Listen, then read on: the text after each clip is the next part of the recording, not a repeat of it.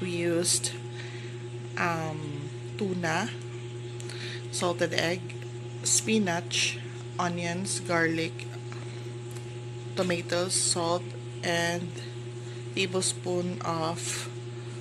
half tablespoon of pepper.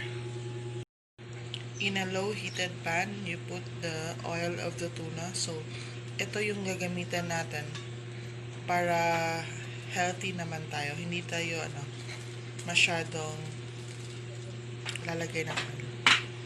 So, ilalagay natin yung bawang.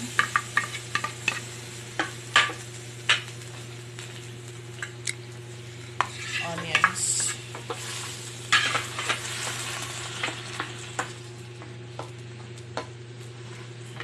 Yan. Igisa lang na yan.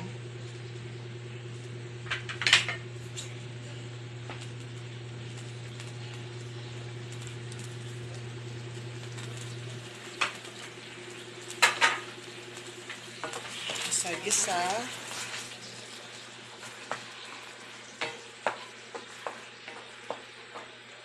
Hanggang maging medyo brown na siya.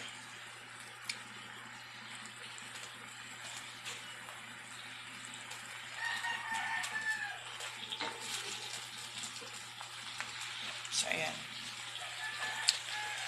Ilagay natin yung kamatis or the tomato.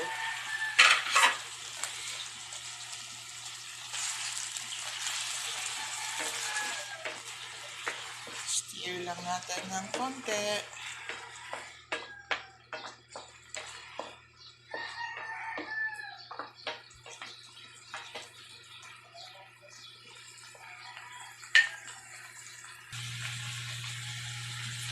So, i-stir natin yung egg. Medyo maliit yung lagayan ng egg natin. Pero okay na din to.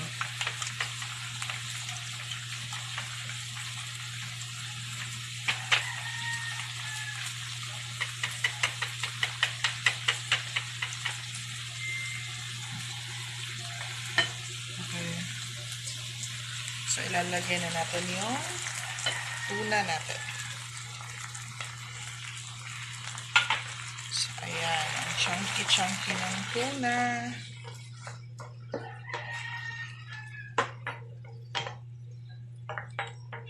So, ayan, nakikita nyo, hindi siya masyadong oily kasi yung mismong oil ng tuna yung ginamit natin. So, ayan. Sit lang natin ng konti. So, ayan, nalagyan na natin ng pepper. Teaspoon of pepper, saka salt. 1 teaspoon din ng salt. Haluin lang natin ng konti para may mix yung salt saka pepper dun sa mixture natin. Tapos, ilalagay na natin yung beaten egg natin. Ayan.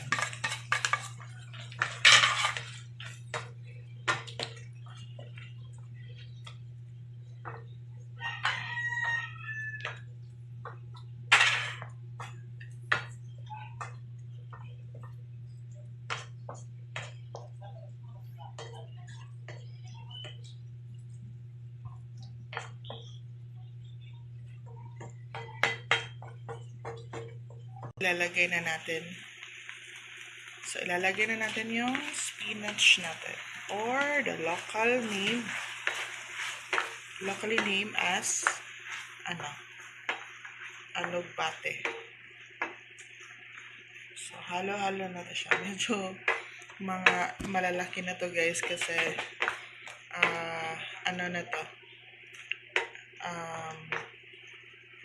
matagal na hindi nakuha sa yard namin. So, ayan, ang lalaki ng spinach.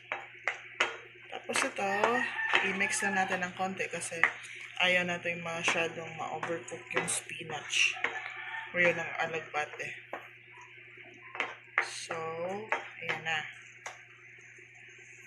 So, now we're going to plate our tuna with spinach. So, ayan. Plate na natin.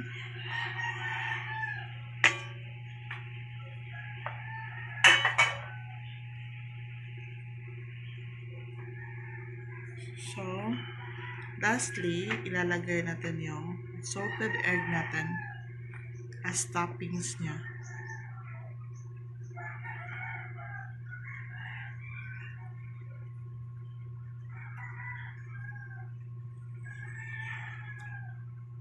So, ayan. This is our new dish. The tuna with spinach dish.